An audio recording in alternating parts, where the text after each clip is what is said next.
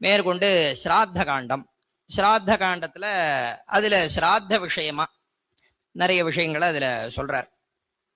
ஸ்ராத்தம்னா என்ன பண்ணும், ஒரு பட்சத்துக்கு நியமம்னா பலவிதமான நியமங்கள். அதாவது க்ஷவரம் பண்ணிக்க கூடாது, அந்த மாதிரி நியமங்கள், தீட்சா வச்சுக்கிறது, பிரம்மச்சரியம், அதே மாதிரி பரான்ன நியமம். பொதுவாகவே பரான்னம் கூடாது கிரகஸ்தாளுக்கு. அந்த மாதிரி இந்த ஸ்ராத்த தினங்கள்ல இன்னும் தீவிரமா அதை வச்சுக்கிறது, பரான்னமே கூடாது. அந்த மாதிரி இன்னும் சிஷ்டாலாம் பிரதிகிரகமே வாங்கிக்காம இருப்பா. இந்த மாதிரி இதுல இந்த ஸ்ராத்தத்துல பல நியமங்கள். அது மாதிரி இந்த ஸ்ராத்த தினத்துல பார்த்தேன்னா இன்னும் பயங்கரமான நியமங்கள்.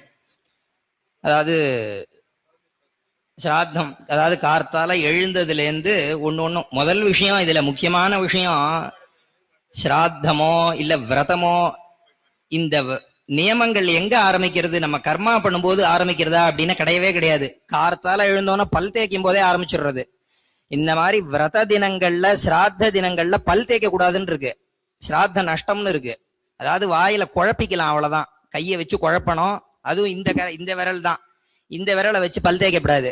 இந்த விரலை வச்சு பல் தேய்ச்ச உடனே பித்திருக்கள்லாம் நரகத்துக்கு போவான் இருக்கு. அதனால இந்த நடு விரலை வச்சுதான் பல் இப்படி குழப்பிக்கணும். ஸ்ராத்த தினங்கள், ஏகாதசி இத்தியாதி தினங்கள்ல கையை குழப்பிக்கிறது, வாயை கொப்பிடிச்சு 10-16 தடவை வாயை கொப்பிடிச்சா வாயு சுத்தின்னு இருக்கு.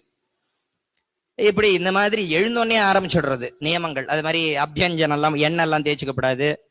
இந்த மாதிரி பல விதமான